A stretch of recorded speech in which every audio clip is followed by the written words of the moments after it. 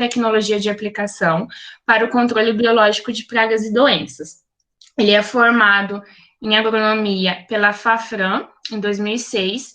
Ele já ministrou 2 palestras, conferências internacionais sobre tecnologia de aplicação e adjuvantes para o controle de deriva, e atualmente ele trabalha no Grupo Vitia, também na parte de tecnologia de aplicação. Maicon, fica à vontade, passo a palavra para você agora, boa palestra. Obrigado, Paula. Boa noite a todos, meus amigos. Inicialmente, gostaria de agradecer a GEAL pela oportunidade, a Paula, professor Daniel, toda a comissão organizadora. Conforme a apresentação, meu nome é Maicon Balator, e hoje nós faremos um bate-papo, faremos aí um bate-papo bem objetivo, bem focado nesse assunto que é tão importante para o manejo de pragas e doenças, que é a tecnologia de aplicação dos biodefensivos. A nossa apresentação tem, em média, uma previsão de duração de 40 a 50 minutos, para que nós deixamos aí 10 minutos de questões, perguntas. Caso tenham bastante perguntas, a gente não consiga responder, eu posso responder depois no e-mail, na sequência. Bom, muito bem, meus amigos. O viés hoje é totalmente agronômico, totalmente técnico, né? Nós, conforme eu combinei com a Paula, não é do nosso interesse ter uma apresentação comercial, né?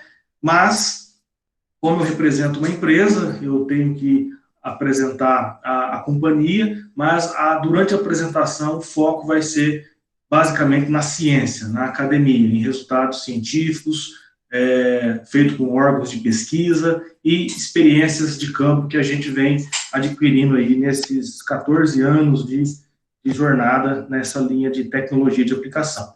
Bom, eu sou engenheiro agrônomo, trabalho no Grupo Vitia e sou gerente de tecnologia de aplicação.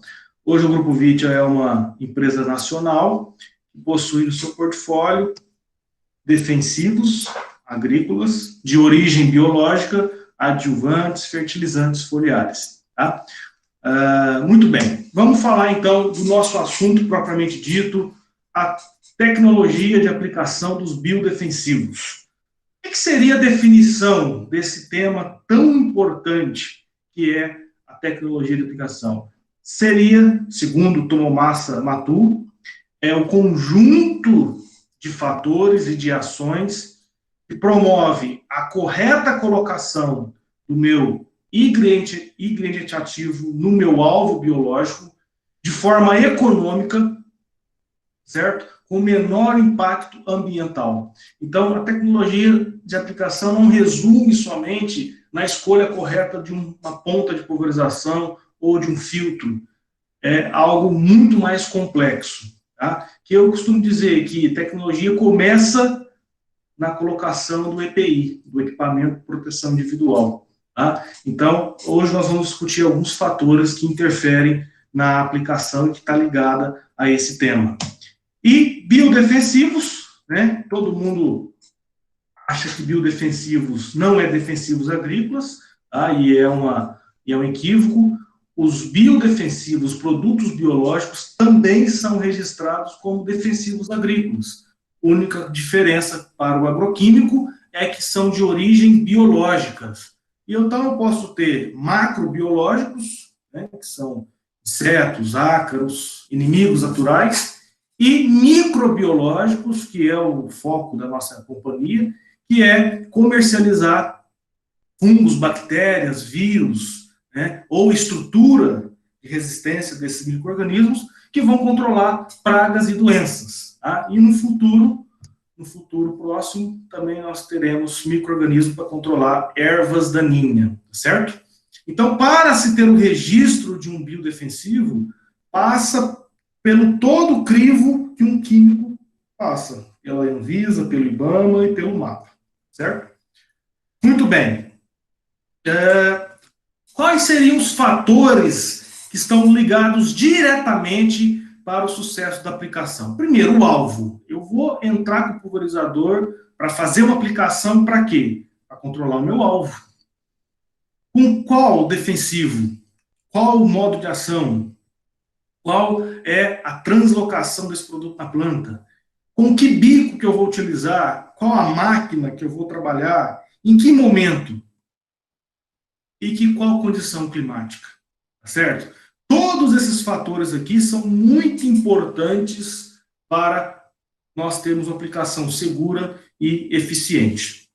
Então vamos discutir um pouquinho de cada fator durante a nossa apresentação. O que é um alvo biológico dentro da tecnologia de aplicação? Seria uma doença fúngica ou bacteriana, seria um inseto praga, né, no caso aqui uma lagarta, ou um percevejo, ou uma erva daninha.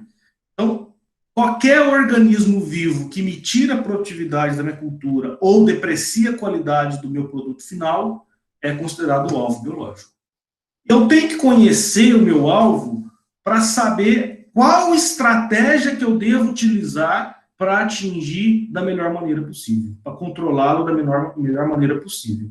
Então, quando a gente pega, por exemplo, lagarta falsa medideira na cultura da soja, durante o dia, numa soja na fase reprodutiva, observe que 70%, 73% das lagartas estão no terço médio para baixo. Então, é nesse ambiente que eu tenho que fazer com que o meu inseticida chegue para controlar essa lagarta.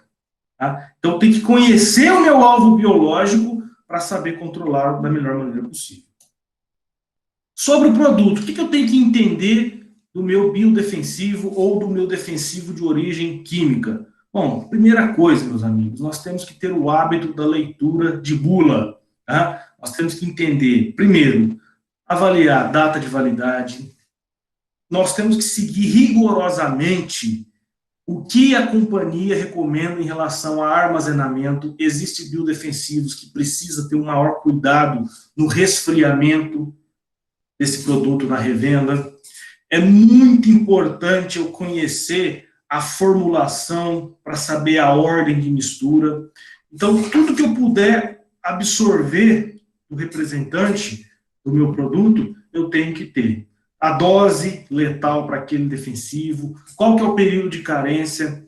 Olha que interessante, quando eu aplico um biodefensivo na cultura, eu tenho que saber qual que é o período de carência entre um agroquímico antes ou depois, para não correr o risco de matar o meu micro-organismo. Então, os cuidados que eu tenho para os biodefensivos, ele deve ser levado à risca, porque eu estou aplicando um micro-organismo, tá? Então, nós temos que saber de tudo isso. Qual que é o isolado, a concentração, o prazo de validade desse biodefensivo, o armazenamento, se ele precisa de resfriamento, abrir uma embalagem, tem que usar todo o produto, né? É diferente do agroquímico, que você abre, você pode utilizá-lo um dia, 2 dias depois, 5 dias. O biodefensivo não, você abriu a embalagem, você tem que usar naquele momento. Tá? Então, todos esses cuidados é muito importante. Compatibilidade. Segundo o Gaziero, um trabalho feito em 2017, verificou que o produtor brasileiro, 98% dos produtores realizam mistura de tanque. Tá? Não é novidade para ninguém. Então, é importante eu saber a compatibilidade física do meu biodefensivo com os agroquímicos que eu vou colocar no tanque. Tá? Por quê? O que é compatibilidade física? É a interação de 2 produtos, se vai formar ou não algum precipitado ou algum grumos que vai impedir a minha pulverização. E existe também a compatibilidade biológica, que é, será que o meu agroquímico vai matar os micro-organismos do meu produto biológico? Isso é muito importante. Isso a empresa é obrigada a dar como subsídio para o produtor. Nós, do Grupo Vittia, temos uma tabela que nós fazemos os testes de compatibilidade com os diversos agroquímicos e fertilizantes do mercado. Né? Se eu sei que o meu produto é incompatível com determinado agroquímico, eu devo fazer o quê? Aplicar separado. E ter o cuidado também de ter um período de carência durante a pulverização. Se eu aplico o biodefensivo hoje e o período de carência é 7 dias, eu tenho que aplicar esse defensivo incompatível 7 dias depois, certo? Então, é muito importante eu conhecer a compatibilidade física, que é a aglomeração, que é a formação de flocos, né, a precipitação, e a compatibilidade biológica, é o meu defensivo ou fertilizante matar os micro-organismos do meu produto biológico. Muito bem, meus amigos. Outra coisa importante, ainda na seção defensivo, na seção produto. Isso daqui que vocês estão vendo, esse verde e amarelo aqui, isso aqui é uma fitotoxicidade. E foi causada por um herbicida usado na cultura do milho, o tanque não foi limpo corretamente e ocorreu essa fitotoxicidade. Então, é muito importante nós realizarmos a limpeza e a descontaminação do tanque e do sistema filtrante do pulverizador. Já aconteceu, né, tivemos casos onde o produtor usou um produto que é incompatível com um produto biológico, que é incompatível, não fez a limpeza corretamente e o produto biológico não funcionou da maneira que deveria funcionar. Então, a limpeza do tanque, ela visa evitar problemas de fito na lavoura sensível e evita ocorrer risco desse resíduo matar os micro-organismos do meu produto biológico, certo? Então, é muito importante a limpeza e a descontaminação do tanque, principalmente se eu for aplicar produtos de origem biológica. Um outro fator importante que eu tenho que entender do meu produto, pessoal, é como que o meu produto funciona, qual que é o mecanismo de ação, qual que é a mobilidade dentro da planta. Bom, os produtos biológicos, inseticidas e fungicidas, eles não vão ser absorvidos pela planta e translocados para a folha mais nova. Eles vão agir de contato. Tá? Os inseticidas, eles vão infectar o inseto por contato. Ou eles vão ficar na folha, a cultura, a praga vai raspar, vai consumir essas estruturas do fungo, no caso a bovéria, e ela vai se infectar e ela vai morrer daí 2, 3 dias.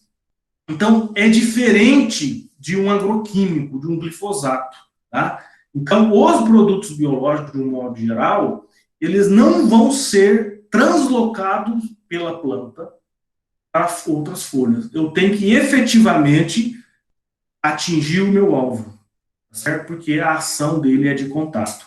Tem também fungicidas biológicos que a planta absorve e ela é estimulada a produzir algumas estruturas, substâncias de resistência, e é sistêmico na planta. Mas a ação no fungo ou no inseto, ela é de contato. Então, isso é muito importante eu saber o modo de ação.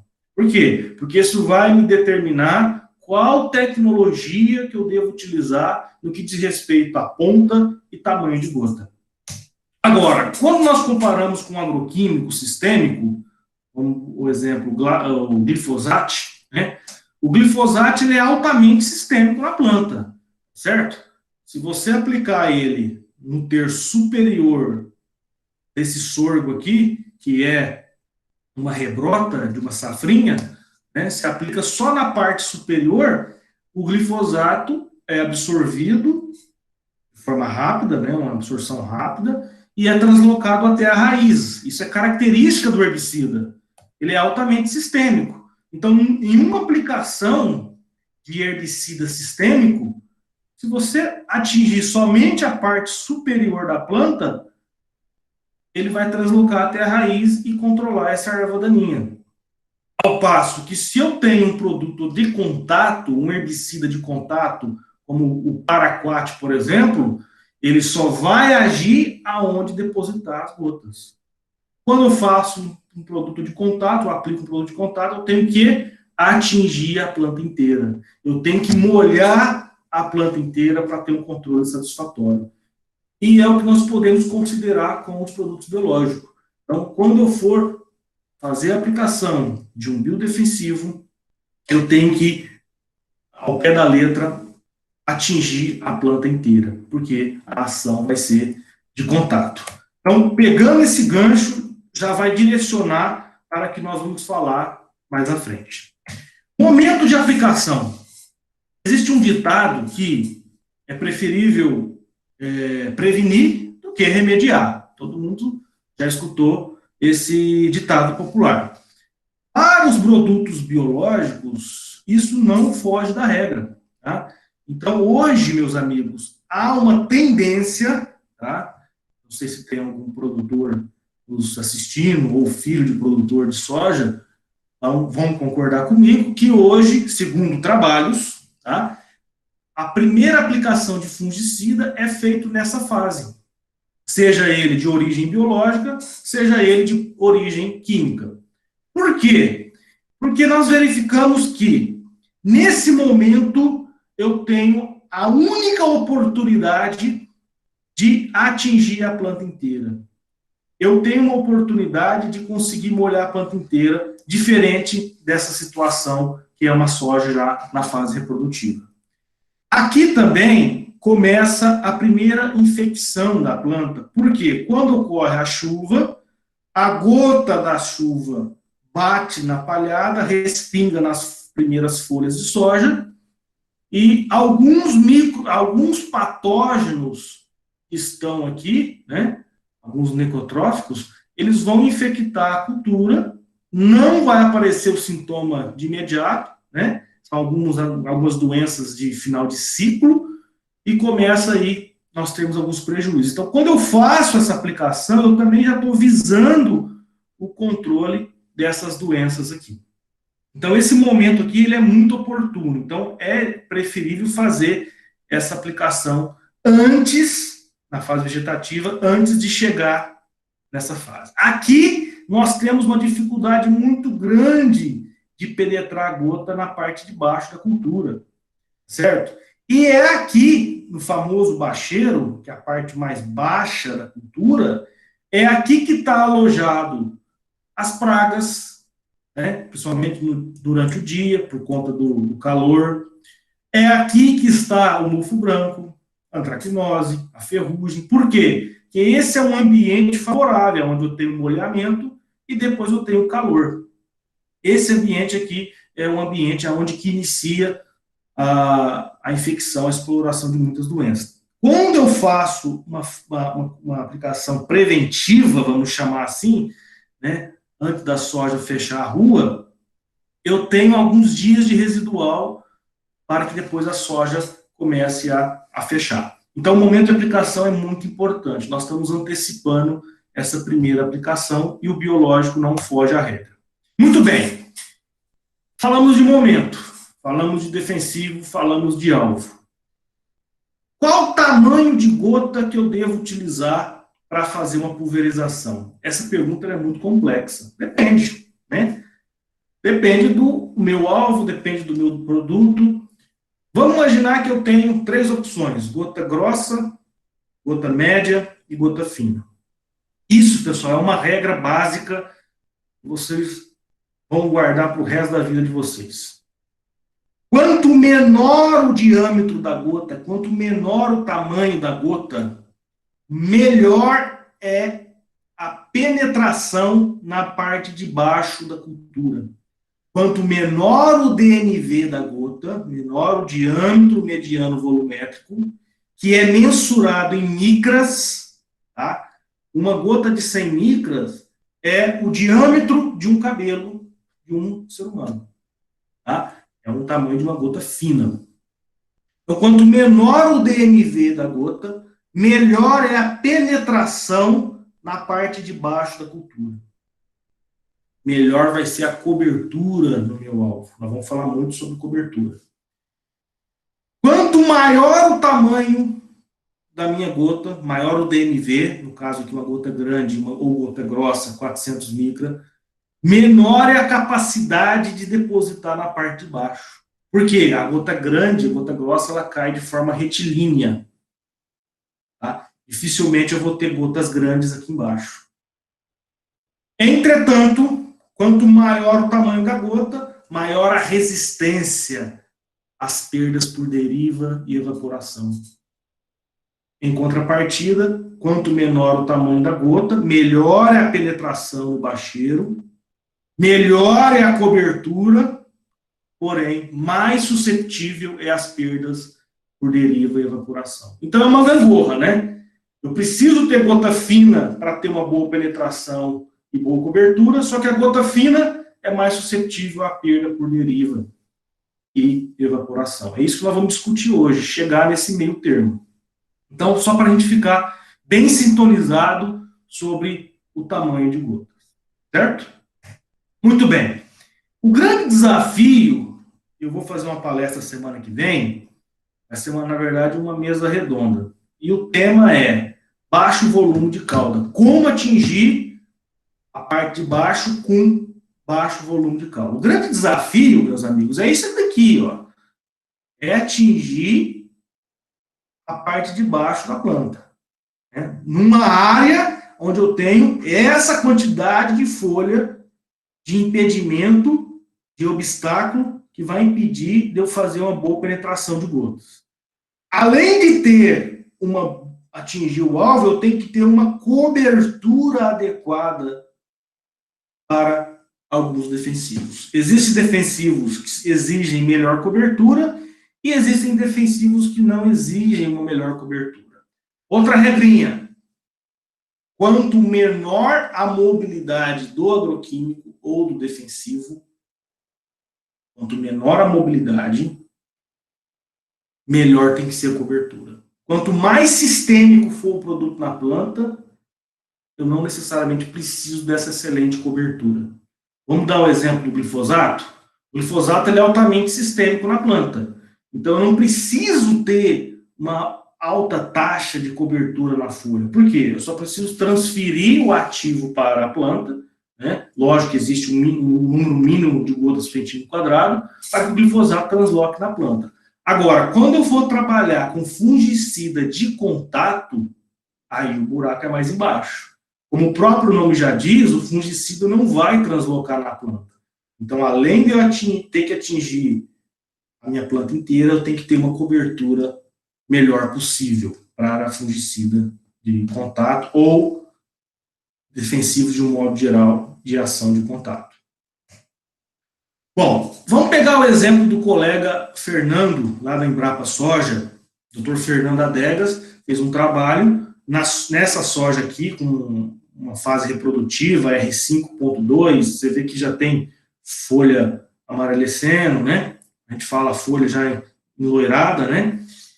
Veja que ele usou 3 tipos de gotas nesse ensaio. Tá? Só para a gente confirmar o que eu acabei de falar sobre a gota grossa e a gota fina. Então vamos lá. Ele colocou vários papéis hidrossensíveis, tá? Papel hidrossensível é um material amarelo que ele marca aonde a gota depositou. Ele não avalia espalhamento. Tá? Ele não serve para avaliar cobertura. Ele só avalia deposição, tá? O que efetivamente foi depositado. Tá? Bom, ele colocou no terço superior, no terço médio e no bacheiro. Pasmem vocês, olha só, com gota grossa, praticamente não teve gota na parte de baixo. E outra, o que chegou na parte de baixo foi gota média, não foi gota grossa, produzido por um bico indução de ar, que produz gota grossa a extra grossa, a ultra grossa. Lembrando o seguinte, dentro de uma pulverização, eu nunca vou ter o mesmo tamanho de gotas. Eu vou ter gotas maiores e menores daquele padrão. Tá? Então, por exemplo, se esse bico aqui é uma indução de ar e no catálogo dele, com a pressão X, vai produzir gota grossa, eu vou ter uma percentagem de gota muito grossa e vou ter uma porcentagem de gota média. Tá? Então, não é igualzinho a pulverização, não é 100% homogêneo. Mas observe que o que predomina nessa ponta é gotas grossas. Olha só a cobertura. Horrível. Quando eu troco a ponta, coloco uma ponta de pulverização, considerado média, que produz gota média, olha como que melhorou a distribuição, olha como que melhorou a deposição na parte de baixo, que é o meu alvo, pensando em ferrugem, tá certo? Olha só, melhorou, mas não está essa excelência, né, para aplicação de fungicida. Aí, quando ele colocou um bico cone vazio, que é um bico de alta pressão, que produz gota fina a muito fina, tá?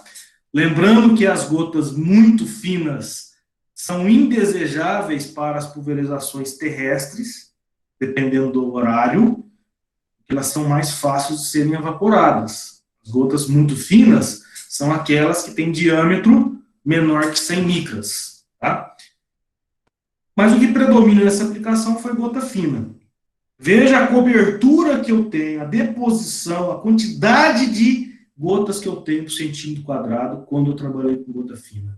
Então, comparem com os outros tratamentos. Veja que, numa condição que eu tenho o alvo escondido, eu tenho um obstáculo aqui em cima, seja soja, milho, feijão, qualquer cultura onde eu tenho uma dificuldade de penetração, a gota fina é a melhor opção para ter o atingimento no dossel da cultura.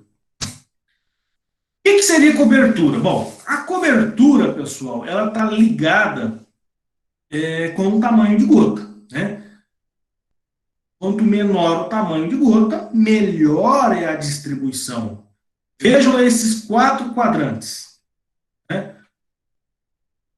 Todas elas têm o mesmo volume de cauda, todas, sem exceção.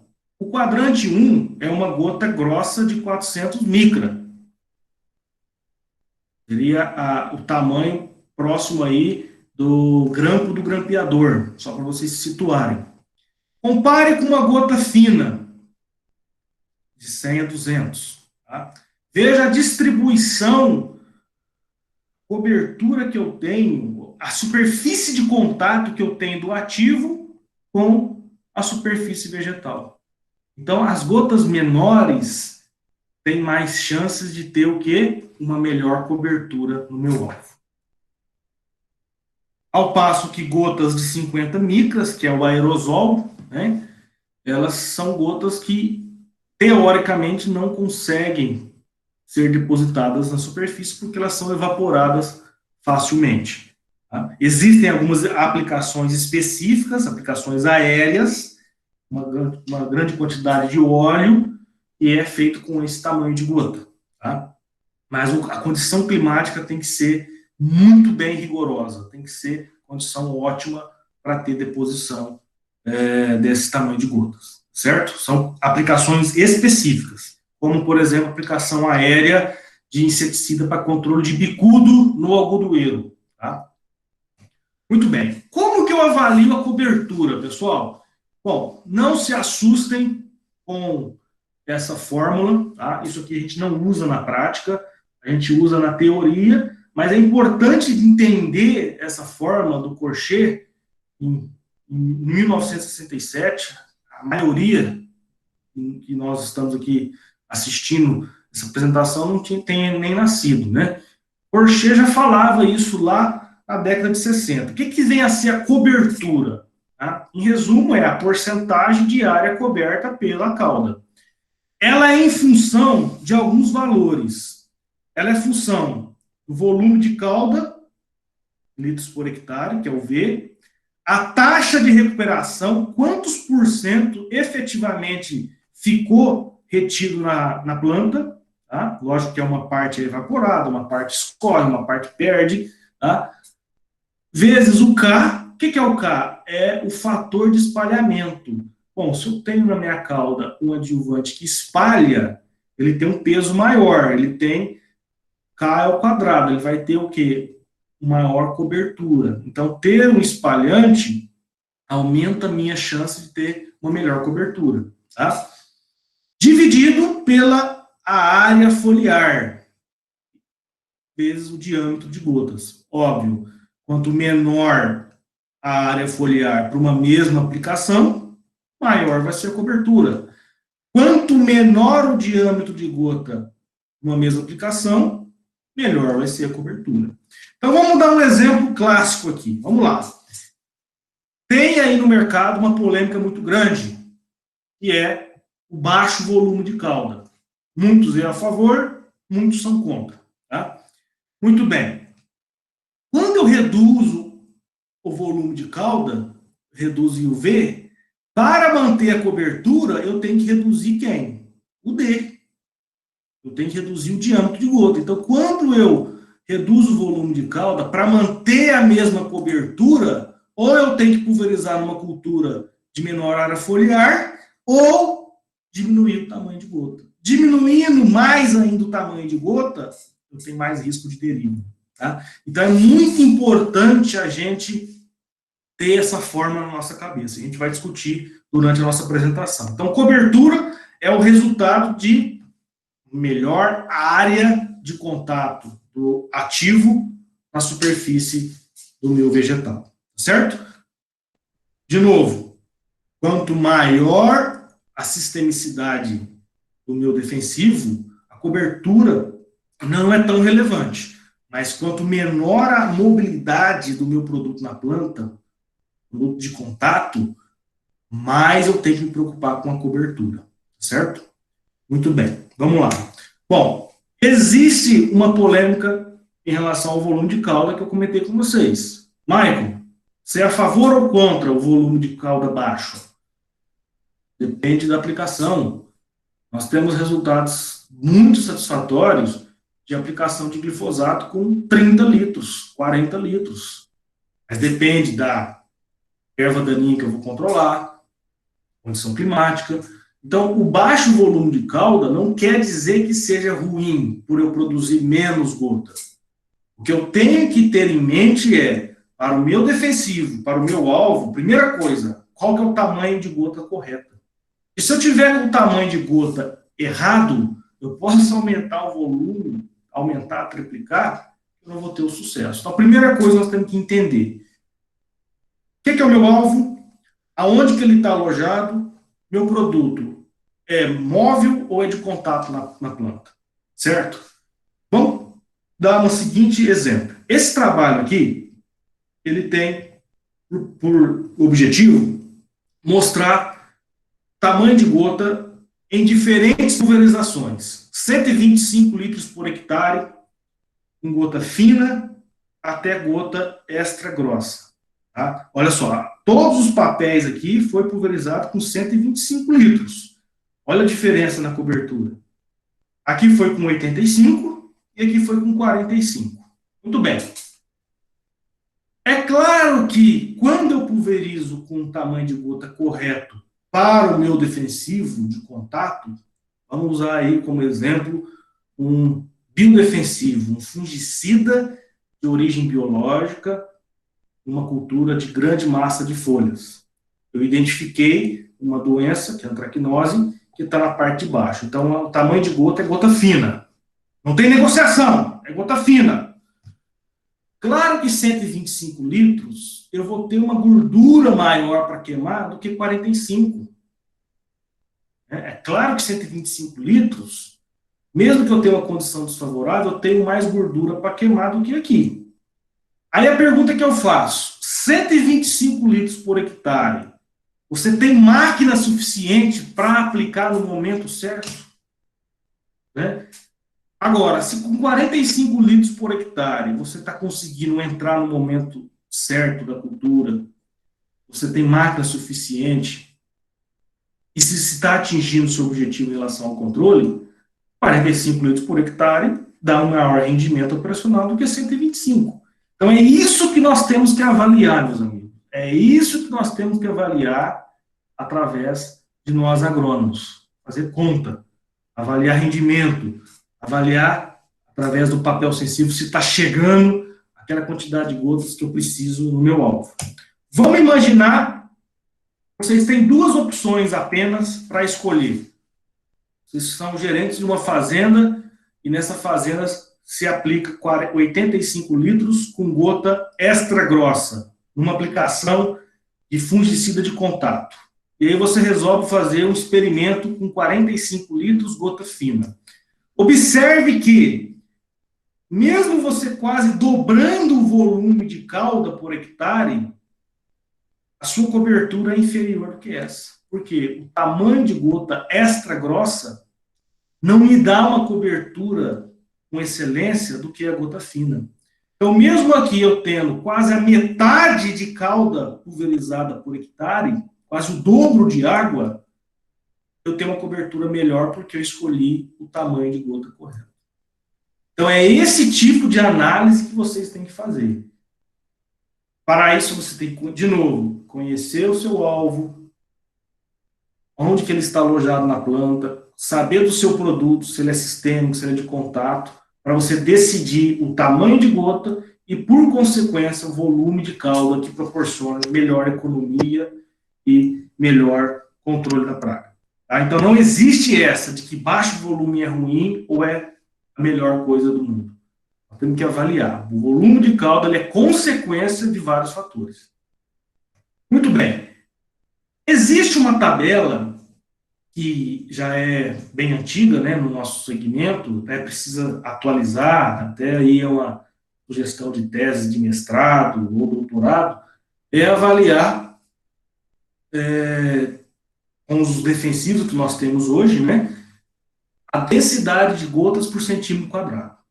Mas qual que é a diferença entre cobertura e densidade de gotas? Bom, a densidade de gota é o número de gota por centímetro quadrado que vai ser depositado no alvo, na superfície vegetal. Tá? É o que eu conto aqui no papel hidrossensível, certo?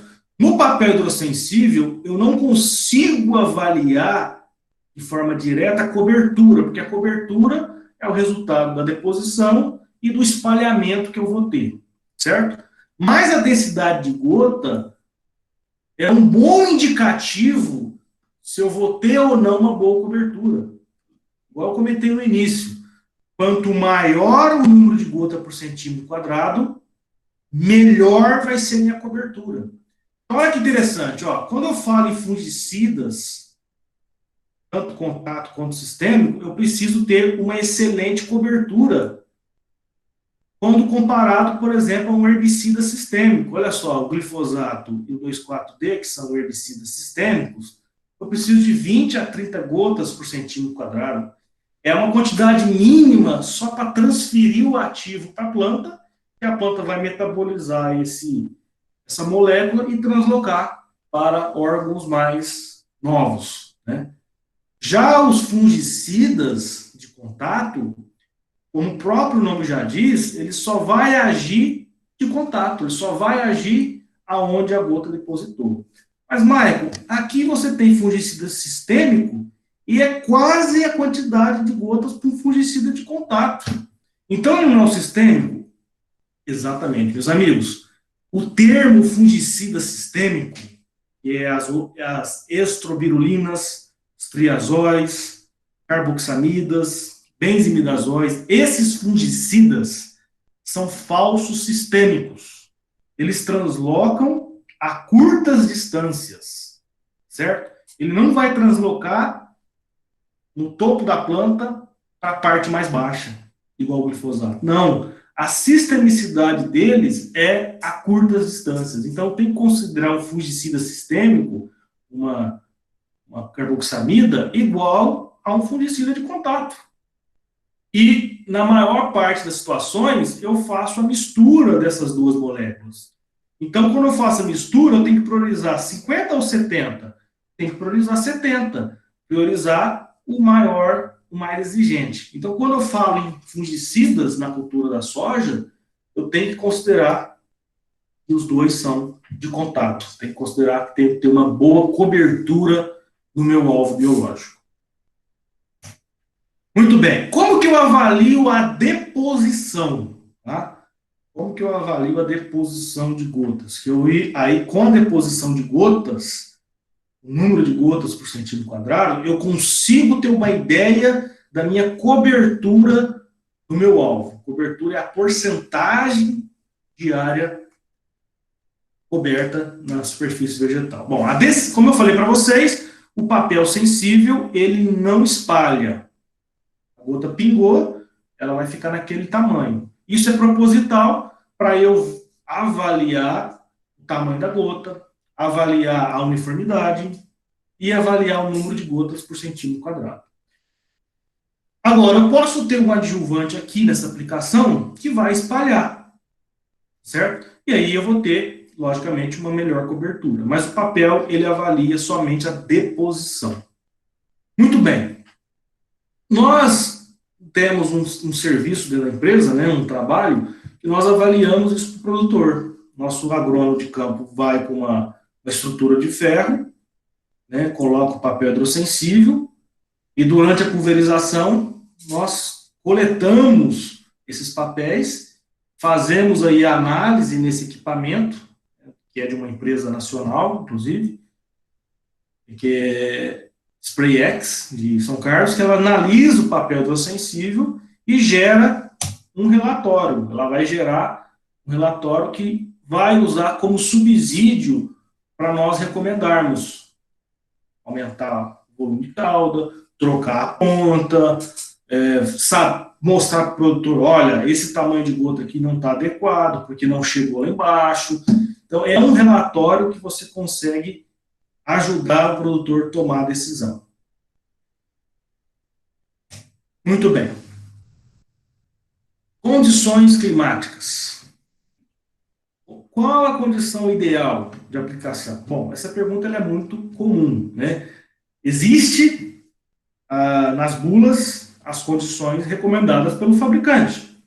Só que, na maior parte das situações, nós não temos equipamento suficiente para aplicar nas melhores condições do dia, né? Então, o produtor, muitas das vezes, ele aplica fora da condição climática para dar tempo de aplicar no talhão inteiro. Tá? Então, ele perde por um lado, devido à deriva, evaporação, mas ele ganha no momento para atingir o alvo naquele time, naquela aplicação. Aí, de novo, nós, como agrônomos, né, muitas vezes nós trabalhamos mais no escritório do que na fazenda. Esse tipo de tomada de decisão nós temos que avaliar. Será que compensa eu ter mais um pulverizador e aplicar na melhor condição? Né? Será que compensaria eu, de repente, trabalhar com volume de calda menor do que eu estou trabalhando para ganhar em rendimento? Será que eu deveria trabalhar com adjuvante, porque aqui eu trabalho com lavoura irrigada e eu pulverizo o ano todo e agosto venta muito? Né? Então é isso que nós temos que levar em consideração. Bom, a condição climática, meus amigos, ela é importante para todos os defensivos, principalmente para os biodefensivos. Principalmente. Por quê? A condição climática desfavorável na aplicação, eu vou ter perdas por evaporação, deriva, escorrimento, chuva, lavagem. Né? Quando eu falo em temperatura e umidade, quanto menor a umidade e maior a temperatura, maior a evaporação da gota. Para um agroquímico, eu vou perder em funcionalidade. Para o biológico, além de eu perder por deriva, essa condição climática, associado aos raios solares, pode matar o meu micro-organismo. Então, o biodefensivo tem essa particularidade. Então, a empresa fabricante do biodefensivo, ela tem por obrigação informar quais as condições climáticas mais adequadas para a pulverização. Tá? Por quê? Porque o micro-organismo pode estar num estágio, né? Pode ser um organismo vivo ou estar numa estrutura que é sensível ao calor e, aliado a isso, a raios solares. Certo? Então, é muito importante consultar a empresa fabricante do biológico. Normalmente, nós recomendamos aplicações no final da tarde dos biológicos para que passe a noite inteira uma condição favorável e o fungo, né, o fungo benéfico do biodefensivo se estabeleça, né, tem ali 6 horas ali, germine e ele começa a fazer a função dele. Ou, propriamente, as aplicações noturnas, né? Onde você tem uma condição muito boa no que diz respeito à temperatura e umidade do ar. Muito bem. Temperatura e umidade é importante. Quanto maior a temperatura e mais baixa a umidade, maior a evaporação. Em relação ao vento, bom, quanto maior a velocidade do vento, maior o risco de deriva. O que é deriva? Deriva é o arrastamento das gotas por rajadas de vento que vão levar para fora do meu alvo o princípio ativo. Então, a perda por deriva ela é cruel. Além de eu ter uma baixa eficiência no controle, que não vai chegar a gota suficiente, dependendo da deriva, logicamente, eu posso contaminar rio, posso matar abelha, posso dar fito na lavoura sensível do vizinho, né? Posso ter processo com a usina que aplica em áreas de preservação. Então, deriva é um problema sério. Deriva é o maior desafio nas pulverizações. Bom, então, Maicon, tem que aplicar sem vento? Não, tem que ter vento. Por que tem que ter vento? O que não pode é o excesso. Tudo que é demais faz mal, certo? Qual que seria a melhor condição climática de vento? De 3 até 9, 10 km por hora. Acima de 10 km por hora, eu tenho maior risco de deriva, principalmente em gota fina, certo? Então tem que ter vento. Por que o vento é importante, Maicon? Por dois motivos. O vento de 3 até 9 km por hora vai movimentar o dossel da planta e vai facilitar a penetração de gotas. Olha que legal. Então, tendo esse vento de 3 a 9 km por hora, eu vou ter movimentação da folhagem. Por que não aplicar com vento zero? Porque senão vai acontecer isso aqui, ó. Inversão térmica. Inversão térmica é uma condição muito peculiar, depende muito de região para região, umas têm mais, outras têm menos, mas se você aplicar no finalzinho da tarde, com o vento parado, depois de um dia muito quente, você vai ter uma massa de ar quente e uma massa de ar frio. Como não tem vento para quebrar essa massa, a gota fica orbitando e ela não desce. Quanto mais fina for a gota, mais em suspensão ela fica. Então, a inversão térmica tem que tomar muito cuidado. Qual que é a solução? Esperar ventar. Tentar trabalhar com no mínimo 3 km por hora de vento.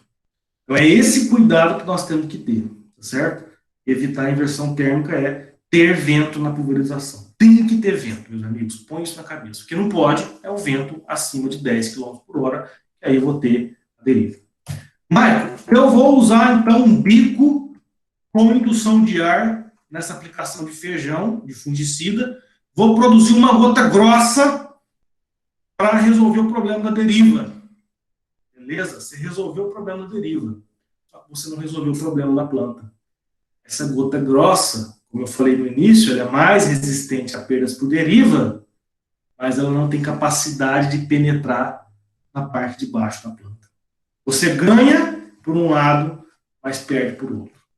Então, a alternativa é manter a aplicação com gota fina e ter algumas estratégias que nós vamos falar a seguir sobre como mitigar as perdas por deriva.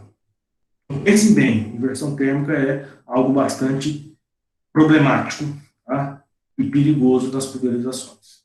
Muito bem. Aplicação noturna. Bom, quando falo em aplicação noturna, a primeira coisa que vem na nossa cabeça é o orvalho. Mas o orvalho, coitado, ele não é o culpado da história. Às vezes, nós estamos aplicando um defensivo e precisa de luz para a planta metabolizar ele, absorver ele e funcionar. Existem produtos que precisam de luz, né? Agora, o orvalho é um risco? É um risco. o orvalho passa a ser problema se eu ter gotas grandes e alto volume de cauda, porque a tendência de bater, ter o orvalho escorrer é muito maior. Então, quando a gente recomenda a aplicação noturna, nós recomendamos reduzir o volume de cauda que está acostumado a fazer e trabalhar com gota fina, porque a gota fina vai ter melhor retenção na superfície do que a gota grande. A gota grande tem a tendência de bater e escorrer. E há situações, que é regiões de muito orvalho, a gente até corta o uso do adjuvante que espalha. Você vai aumentar o espalhamento, vai, dependendo da situação, vai escorrer. Né? Então tem que ter esse cuidado. Agora, tem região e região. Né? Não podemos criar uma regra. O importante é avaliar. É ir, monitorar, fazer os testes naquela sua região, se aquele volume está adequado, se vai ter escorrimento ou não. Então, quando eu tenho uma pulverização onde o meu alvo está na folha, eu não posso ter escorrimento. Tem que ter retenção na superfície. Agora, se o meu alvo é o solo, é muito comum eu aplicar micro-organismo no solo, vou dar um exemplo para vocês, tricoderma para controlar mofo branco. Eu aplico via solo as primeiras aplicações. Eu posso fazer na dessecação, posso fazer no TS, mas eu posso pulverizar em pós-emergência. Eu tendo aí o escorrimento vai ser meu aliado, porque ele vai cair no solo. Algum defensivo que o alvo está no solo, o escorrimento passa a ser meu aliado. Né? Agora, se o meu objetivo é atingir a folha em si, aí eu tenho que ter retenção. Então, tem que tomar o cuidado. Mas nem sempre o orvalho é o vilão da história, certo? A vantagem de aplicar à noite, qual que é? É umidade alta, baixa temperatura. Tá? Chuva após aplicação. Meus amigos, quem nunca se deparou com essa situação? É comum. Você está pulverizando, muitas vezes não. Na cultura anual, na soja no Brasil, as aplicações é em primavera e verão. Né? Existem regiões que vai acontecer só no verão. O Brasil é um país continental. E a chuva, depois da pulverização, ela pode quebrar o produtor. Ela pode quebrar. Né? Dependendo do volume de água, da intensidade dessa chuva e do produto que eu estou aplicando, vai ter perda 100% do ativo.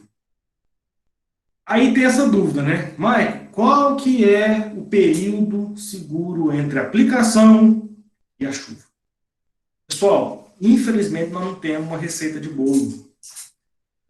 Eu vou apresentar um trabalho para vocês agora que é com 20 milímetros de chuva.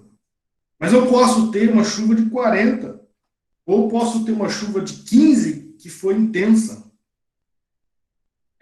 O importante é, nessa situação, manter o uso do adjuvante que tem essa função de adhesionante. Ele consegue reduzir bastante essas perdas por lavagem. Olha que trabalho interessante, olha. Fungicida penetrante ou sistêmico, vamos chamar de sistêmico aí. Aqui tem estrobirulinas e triazóis e carboxamidas. Foi avaliado vários fungicidas comerciais. Tá? Olha que interessante.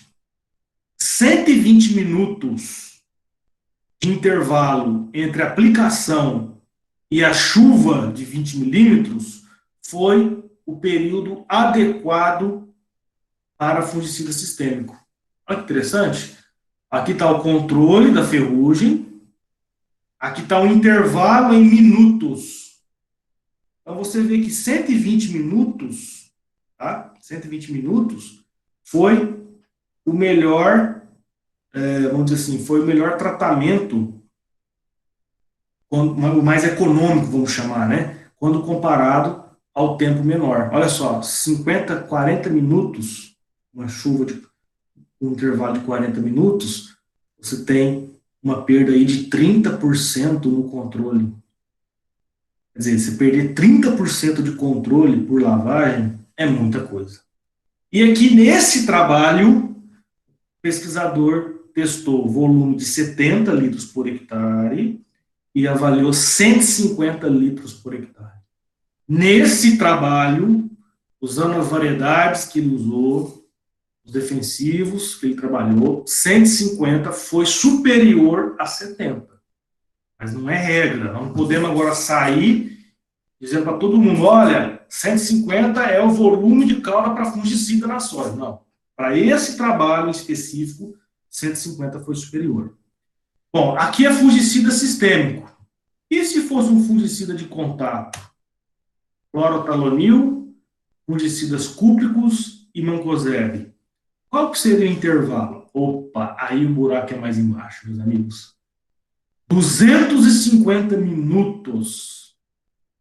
250 minutos foi o intervalo mais adequado entre a aplicação desses fungicidas protetores e uma chuva de 20 milímetros.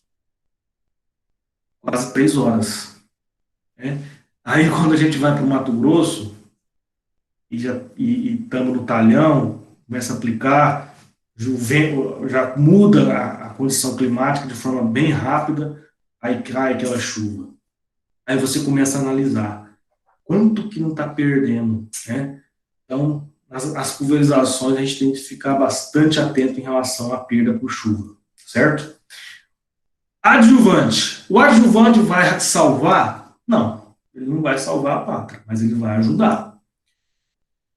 Por isso que as empresas fabricantes dos fungicidas recomendam seus adjuvantes. E tem trabalhos que ajudam a manter ali uma adesividade para aguentar um período razoável para que tenha uma chuva e tenha uma perda menor. A perda vai existir tendo chuva? Vai existir. Quanto maior o intervalo, menor a perda. Então, tomar cuidado aí com chuvas após as aplicações. Bom, qual a ponta que eu devo utilizar, meus amigos, para o controle biológico? Essa é uma pergunta muito complexa. Olha só, vamos imaginar que eu vou pulverizar aquela soja lá atrás. Tem aí uma grande massa de folhas, vou aplicar aí um biodefensivo para controlar uma lagarta. Vou aplicar aí um Bacillus thuringiensis para controlar uma lagarta que vai raspar a soja, vai raspar a folha da soja. Bom, se eu sei que a minha praga, o meu alvo, está no terço médio para baixo, eu tenho bastante folha, e sei que o Bacillus thuringiensis não é sistêmico na planta, ele vai agir de contato, ou em contato direto, ou após a planta receber o ativo e ele ficar na superfície, a planta vai raspar e vai consumir esse bacilos e vai morrer, eu tenho que considerar como produto de contato. Então, eu tenho que molhar a planta inteira. Então, a primeira coisa nesse caso é escolher uma ponta que produz gota fina. Eu tenho a opção de um cone vazio, que é um bico que tem a formação de um cone de forma aspiral, né? É como se fosse um redemoinho, isso me dá uma boa penetração. Ou eu tenho um leque duplo, que tem 2 jatos na diagonal, né? 30 graus aqui de abertura em relação ao centro, que vai me dar uma boa penetração também. Os 2 bicos são os mais utilizados no mercado hoje para esse fim. Tá chegando nos bicos tridimensionais, que é o 3D, não conheço ainda, preciso trabalhar, preciso testar para poder recomendar. O que eu conheço, já testei, são esses 2 aqui. Bom, quando eu escolho a ponta, eu tenho que trabalhar com aquele tamanho de gota que eu preciso. Então, eu vou ajustar a pressão, ajustar a velocidade, enfim. Agora, é muito importante eu ter uma comunicação com o filtro. Por quê? O bico que eu escolher, ele tem uma recomendação de um filtro específico. Se ele é malha 30, malha 50, malha 80 ou malha 100. O que é malha 30? Seria 30 orifícios em uma polegada linear. A polegada é 2,54 centímetros. Então, quanto menor a malha, mais grosso é o filtro. Um filtro de malha 100, ele tem 100 orifícios numa polegada linear. Quanto maior o número, mais fino é meu filtro, mais vai reter. Então, se o meu bico pede malha 30, eu tenho que recomendar a malha 30. Tá? Se meu bico pede malha 80, eu tenho que recomendar. Por quê? Porque esse orifício aqui da malha do filtro foi testado para passar partículas para esse orifício. Tá? Então, nós temos que ter isso obrigatoriamente para não ter entupimento, nem da ponta, nem do filtro. Certo? Bom, qual que é o outro critério para escolher o filtro? Formulação do produto que eu vou colocar no tanque. Se eu estiver pulverizando produto pó molhável ou suspensão concentrada ou mancozeb WG, eu obrigatoriamente tenho que trabalhar com filtro mais grosso. Por quê? Porque essas formulações não são solúveis em água, são partículas que vão ser dispersas na água, vão ficar em suspensão na água.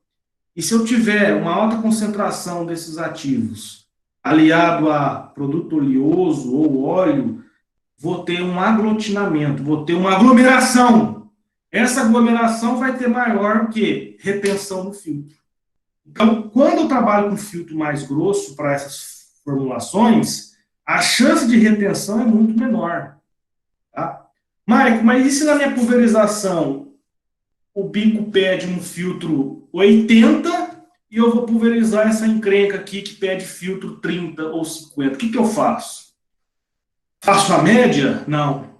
Você vai trocar de ponta, produz que pede um filtro de malha 30 ou 50 para você pulverizar essas formulações. É mais fácil você trocar a ponta por um filtro mais grosso do que trocar a formulação do veneno. Tá? É muito importante tomar esse cuidado. Olha só, meus amigos, pasmem vocês. Isso aqui é uma formulação de um fungicida muito usado em cana. Fizemos vários testes, várias baterias. Nós temos um laboratório bastante equipado, um equipamento de absorção atômica, que avalia vários parâmetros. E nós desenvolvemos essa metodologia, adaptamos, na verdade, né? Já existe metodologia, adaptamos, para avaliar o quê? Quanto que fica retido no filtro de malha 100 e um filtro de malha 50. Esse fungicida é um fungicida com formulação SC, uma suspensão concentrada. Então, olha que interessante. Se ele é uma suspensão concentrada, ele passou tranquilo num filtro de malha 50. Quando eu peguei essa mesma cauda e coloquei no filtro de malha 100, olha a quantidade de ativo que ficou retido. Filtro foi feito para reter sujeira e não para reter produto. Certo? Se está tendo retenção de defensivo, alguma coisa está errada. Ou eu escolhi errado o meu bico, escolhi errado minha malha, ou está tendo algum problema, agitação de cauda. Então, nós temos que ter isso em mente. Olha só. Então, é muito importante escolher o filtro correto. Então, fungicidas, inseticidas, produto SC, pó molhável, que é o WP, ou WG, para mancozeb, esses produtos precisam ser pulverizados com bicos que exigem filtro de malha 30 ou malha 50. Certo? Vamos seguir. Ordem de mistura.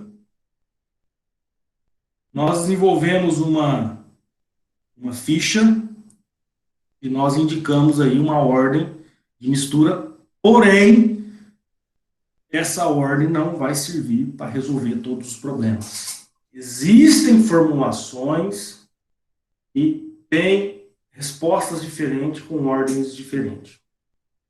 Só que o produtor precisa ter um norte. O pó molhável é antes do concentrado emulsionável. Ele tem que ter esse norte. Tudo bem que não existe uma ordem que serve para todas as misturas, mas ele tem que ter um norte. Certo? Agora, é muito importante fazer a pré-diluição dessas formulações que eu citei para vocês. O que é a pré-diluição? Bom, esse tanque de aço inox aqui, ele é um pré-misturador, muito usado em grandes fazendas, que ele facilita o preparo da calda. Tá? Só que tem que tomar muito cuidado, porque às vezes, tudo que iria para o tanque de 2000, todos os venenos que ia para o tanque de 2000, está vindo aqui num tanque de 600 litros. Olha a concentração que acontece isso. Isso aí pode acontecer a reação aqui dentro. Esse tanque, ele tem que ser feito a pré-diluição separada dessas formulações WP, SC e WG, separado das formulações oleosas. Tá? Ou separar os herbicidas dos fertilizantes, porque senão a reação acontece aqui dentro. Ele facilita muito a nossa vida. Você não tem que carregar galão até o pulverizador. Certo? É um peso desgraçado. Quem já bateu, foi badeco, eu já fiz estágio em fazenda, eu sei o que é. Esse pré-misturador ajuda demais. Só que não vamos misturar tudo de uma vez. Vamos separar, diluir, fazer essa pré-diluição separada. Tá? Então, eu recomendo, para formulações WP, SC, fazer uma pré-diluição em água ou em um balde com água para depois mandar para o tanque. Quando você faz essa pré-diluição dessas formulações que são insolúveis, você melhora a dispersão das partículas, certo? Você evita que essas partículas se juntem umas nas outras. Você vai adotar o quê? O distanciamento, saco. Você vai manter essas partículas separadas uma das outras. Se você não fizer uma pré-diluição, ou colocar pouca água, tiver uma agitação ineficiente, você vai ter aglomeração. Né? Você vai ter, vamos dizer, aglomeração entre as partículas. Então, a pré-diluição em água dessas formulações visa você ter um distanciamento aí entre as partículas e melhorar a sua aplicabilidade.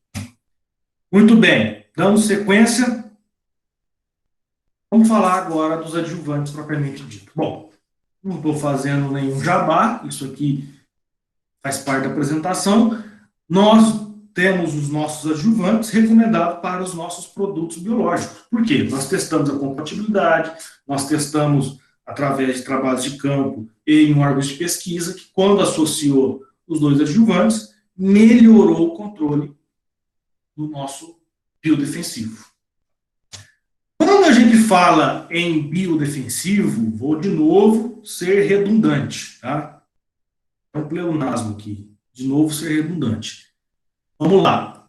Quando eu vou trabalhar com biodefensivo, tem que ter uma boa cobertura, e uma boa cobertura, eu também preciso molhar a planta inteira, para isso tem que trabalhar com gota fina. Só que a gota fina é mais suscetível às perdas por deriva. Aí vem o papel do adjuvante. Tá? O papel do adjuvante é reduzir a deriva através da eliminação das gotas muito finas. Então, ele vai eliminar aquela gota muito fina, através de um aumento de viscosidade da cauda, eliminando essa névoa, né? Ele uniformiza o tamanho da gota por eliminar essas gotas deriváveis. Só que é um produto que reduz a deriva, são produtos redutores de deriva. Não existe um produto antideriva, porque você não consegue acabar 100% a deriva.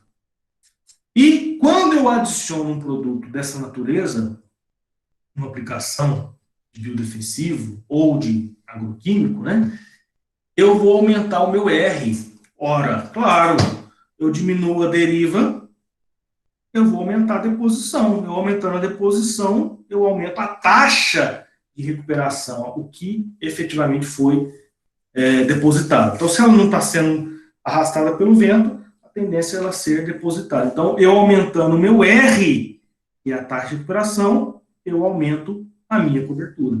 Tá?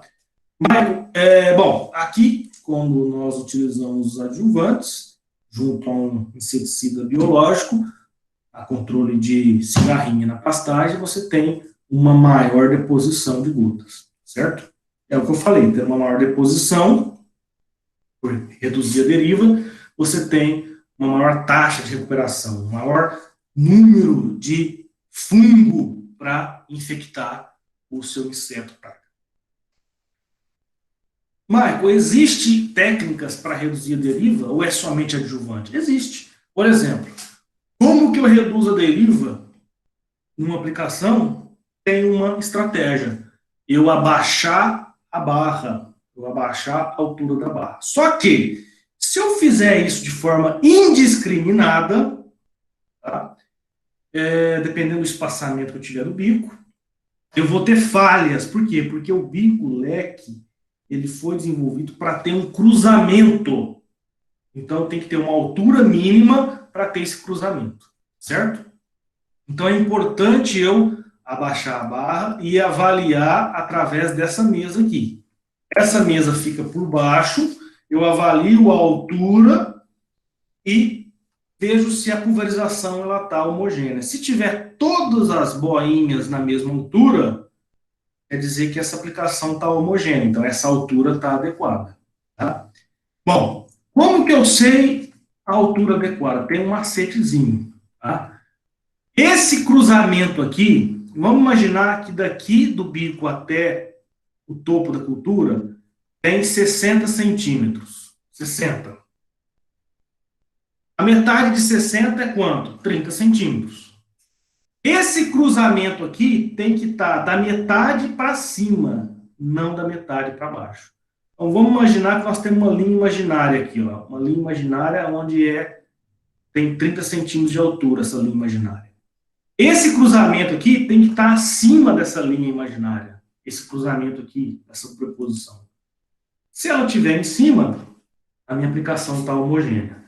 Maico, como que eu faço para abaixar a barra com segurança? Opa! Vai lá na John Deere, na Jacto, e compra um pulverizador de espaçamento de 35 centímetros. Ao invés de você trabalhar com 50 centímetros, você trabalha com 35, vai dar mais ou menos aqui. Com 35 centímetros, mantendo o mesmo ângulo de 110 do bico, o cruzamento vai dar aqui, ó. O cruzamento vai ser mais alto, eu posso abaixar a barra com segurança. Então, uma estratégia para abaixar a barra sem ter prejuízo na uniformidade é ter um pulverizador com espaçamento mais reduzido. É uma estratégia. A estratégia melhor é dar uma premiação para os operadores. Penalizar ele por velocidade alta. Para que andar com 30 km por hora? 30 km por hora, um pulverizador é uma velocidade considerada muito alta. Quando você aumenta a velocidade, automaticamente você aumenta a pressão, isso para pulverizadores autopropelidos, você vai aumentar a pressão da sua pulverização quando você aumenta a velocidade. Aumentando a pressão, você quebra mais o tamanho de gota. Você aumenta mais a formação de gota fina. Então, quanto maior a pressão, mais gota muito fina eu vou ter. Quanto menor a pressão, mais gota grossa eu vou ter. Então, se eu tiver, meu amigo, um bico e já produz gota fina, eu trabalhar com velocidade alta, mais alta do que o normal, eu vou ter mais gota derivável. Aí a deriva vai ser maior. Além do que, altas velocidades, eu tenho que maior oscilação de barra. Aí eu vou ter prejuízo, porque quando a barra estiver muito alta, aquelas gotas vão ser arrastadas, vão ser perdidas. E quando a barra estiver mais baixa, a distribuição, a uniformidade vai ser péssima, porque não vai ter a sobreposição. Então, alta velocidade não combina com qualidade.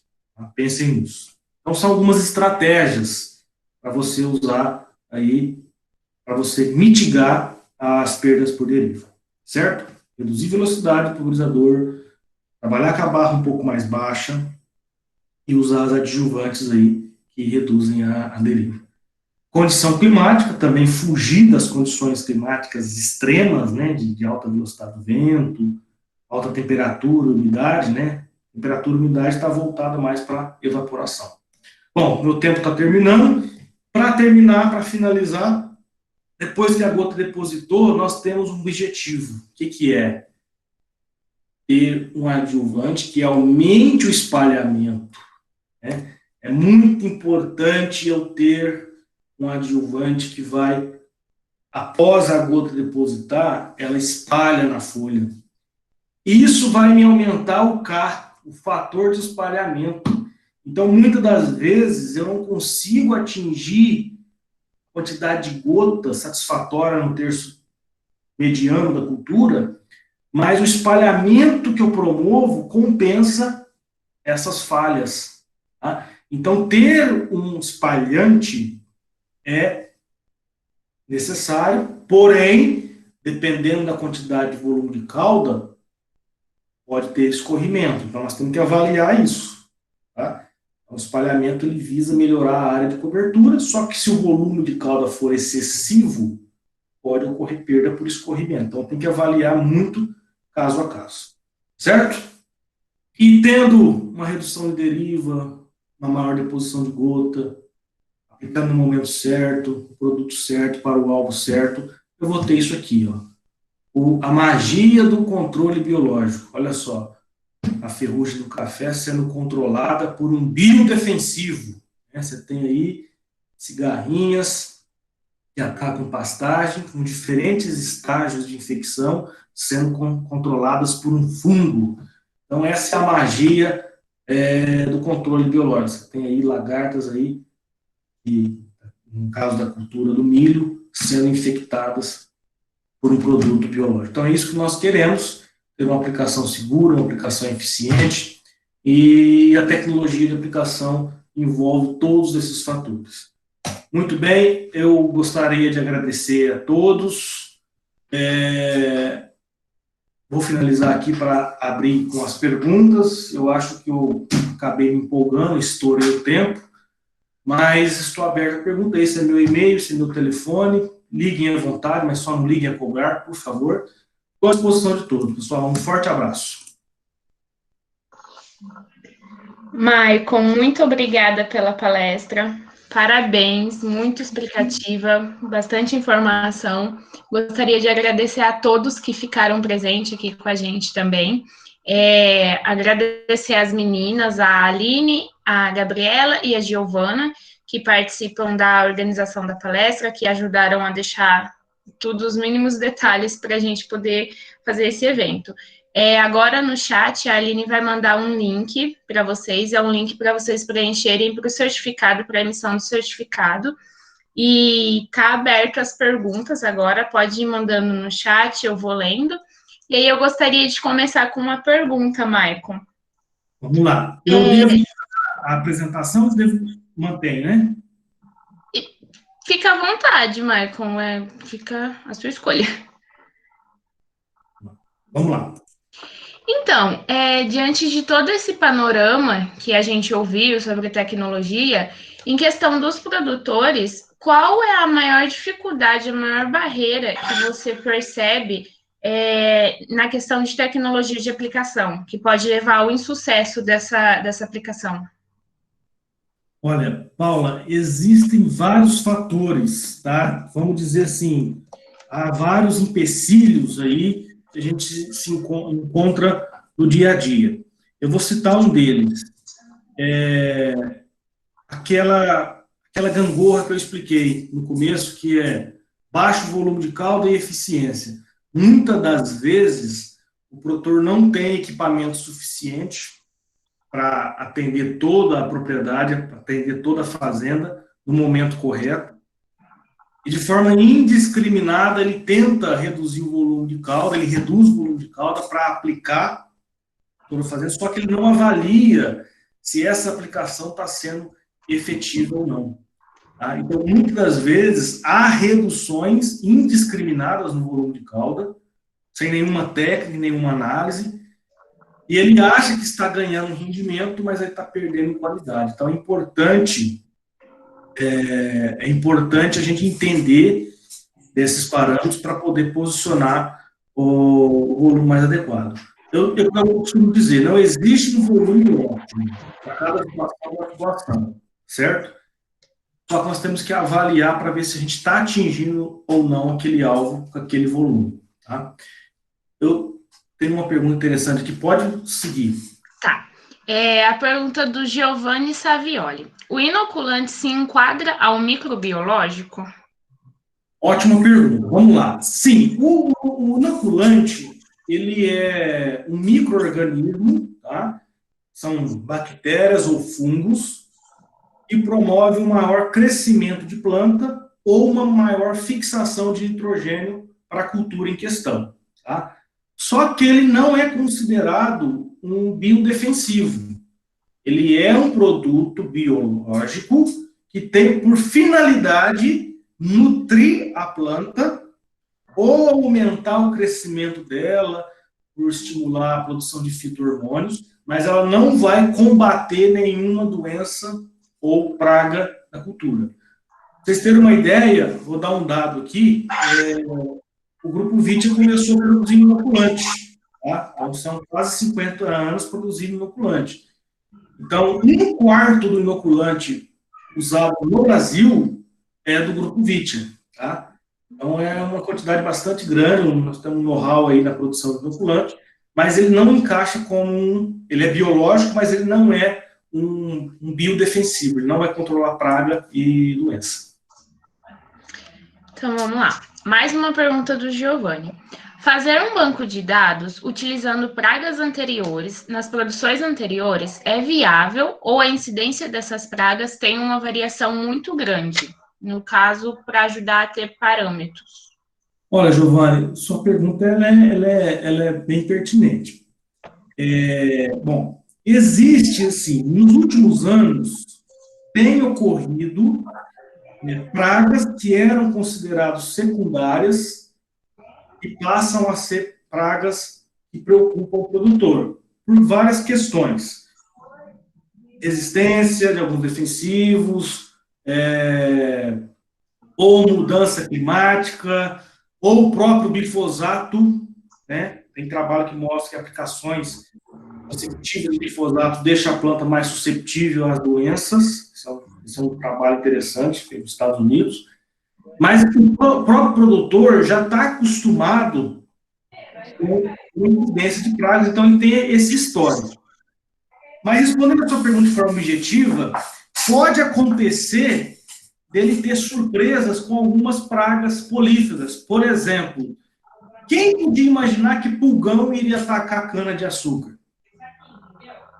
Então, cana-de-açúcar, você está lá preocupado com os fenófilos, está preocupado com broca, mas naquele ano você tem uma incidência de pulgão. Então, assim, é importante ele ter o histórico das pragas tradicionais, mas ficar de olho para alguma praga oportunista, como esse é o exemplo do pulgão na cana-de-açúcar.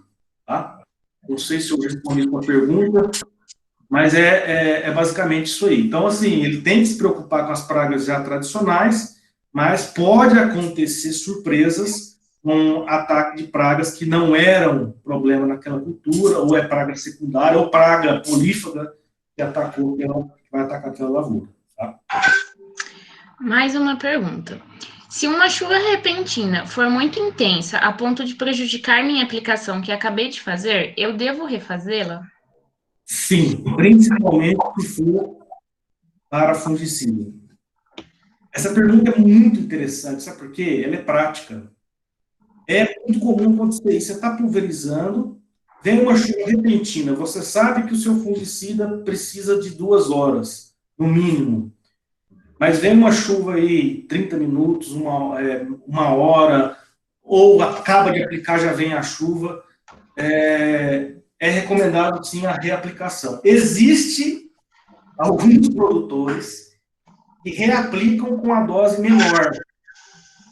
não tem dado de pesquisa em reaplicação com subdose. Isso é até perigoso surgir resistência. Então, a recomendação pelos fabricantes é reaplicar após essa chuva repentina. Agora, Giovanni, e se for glifosato, depois de meia hora?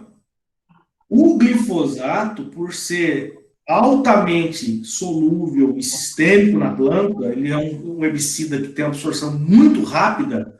Há trabalho que com 30 minutos, usando adjuvante, depois de 30 minutos ocorreu uma chuva, não teve prejuízo no controle. Então tem que avaliar também qual defensivo vai ser, tá?